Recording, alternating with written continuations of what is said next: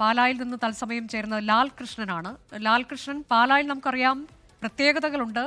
രാജ്യത്ത് തന്നെ ഏറ്റവും പ്രായം കുറഞ്ഞ 21 വയസ്സുള്ള ദിയ പുളിക്കക്കണ്ടം അവിടെ ചെയർപേഴ്സണായി എത്തുകയാണ്. മറ്റൊന്ന്, ഇതാദ്യമായി കേരള കോൺഗ്രസും പ്രതിപക്ഷ സ്ഥാനത്തിരിക്കുന്നു എന്ന പ്രത്യേകത കൂടിയുണ്ട്. തെരഞ്ഞെടുപ്പ് നടപടികൾ തുടങ്ങിയോ?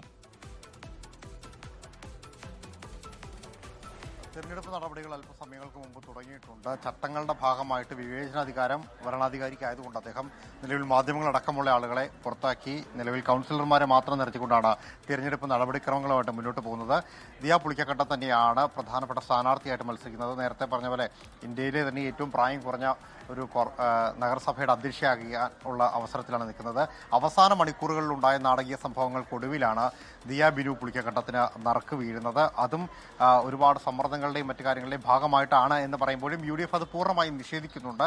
അത്തരത്തിലല്ല, തിരഞ്ഞെടുപ്പ് കാലം മുതൽ തന്നെ തങ്ങൾക്കിടയിൽ ധാരണയുണ്ടായിരുന്നു എന്നുള്ളതാണ് UDF, പ്രത്യേകിച്ച് കോൺഗ്രസ് ഇതിനകത്ത് എടുത്തു പറയുന്നത്. നിലവിൽ നമുക്കറിയുന്ന അനുസരിച്ചുള്ള ഒരു ധാരണ എന്ന് പറയുന്നത് ആദ്യത്തെ ഒരു ടൈം എന്ന് പറയുന്നത് ദിയ പുളിക്കക്കണ്ടത്തിനും, രണ്ടാമത്തെ ടൈം എന്ന് പറയുന്നത് കോൺഗ്രസ് വിമതയായി മത്സരിച്ച മായ രാഹുലിനുമാണ്. മൂന്നാമത്തെ ടൈമിൽ കോൺഗ്രസും നാലാമത്തെ ടൈമിൽ കേരള കോൺഗ്രസും അധ്യക്ഷ സ്ഥാനത്തേക്ക് എത്തും എന്നുള്ളൊരു ധാരണയുടെ പുറത്താണ് കോൺഗ്രസിൽ ഇത്തരത്തിലൊരു ധാരണ അല്ലെങ്കിൽ UDFൽ ഇത്തരത്തിലൊരു നീക്കുപോക്കിലേക്ക് എത്തിയിരിക്കുന്നത് എന്നുള്ളതാണ്. മറുപക്ഷത്ത് അധികാരത്തിൽ ഇത്രയും കാലം ഉണ്ടായിരുന്ന അല്ലെങ്കിൽ ഭരണപക്ഷത്ത് മാത്രം ഇരുന്ന് പരിചരിച്ച കേരള കോൺഗ്രസ് മാണി വിഭാഗം ഇത്തവണ പ്രതിപക്ഷത്തേക്ക് ഇരിക്കുന്നു എന്നുള്ളതാണ്.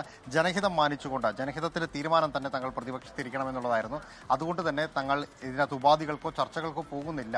തങ്ങൾ പ്രതിപക്ഷത്തിരുന്ന് മാതൃകാപരമായ ഒരു പ്രതിപക്ഷ സഖ്യമായി മാറും എന്നുള്ള രീതിയിൽ തന്നെയാണ് ജോസ് കെ മാണി അടക്കമുള്ള ആളുകൾ ഈ വിഷയത്തിൽ പ്രതികരിച്ചത്.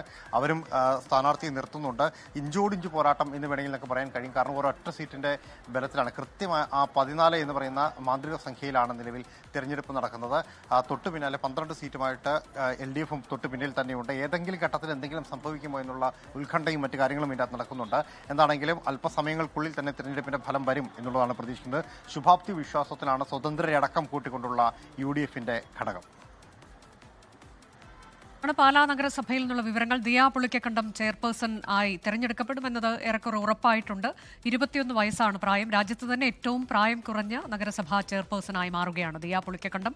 ഒപ്പം തന്നെ പാലായെ സംബന്ധിച്ച് കേരള കോൺഗ്രസ് ഇതാദ്യമായി പ്രതിപക്ഷത്തിരിക്കുന്നു. ജനവിധിയെ മാനിക്കുന്നു, മാതൃകാപരമായ പ്രവർത്തനം കാഴ്ചവെക്കും, പ്രതിപക്ഷത്തിരുന്നുകൊണ്ട് എന്നുള്ളതാണ് കേരള കോൺഗ്രസ് എമ്മിന്റെ വിശദീകരണം. ലോകത്തെവിടെയായാലും ഏത് സമയത്തും 24 വാർത്തകളും ഓഗ്മെന്റഡ് റിയാലിറ്റി പാക്കേജുകളും എക്സ്പ്ലെയിനറുകളും വിശദമായി കാണാൻ ഞങ്ങളുടെ യൂട്യൂബ് ചാനൽ നിങ്ങൾക്ക് സബ്സ്ക്രൈബ് ചെയ്യാം.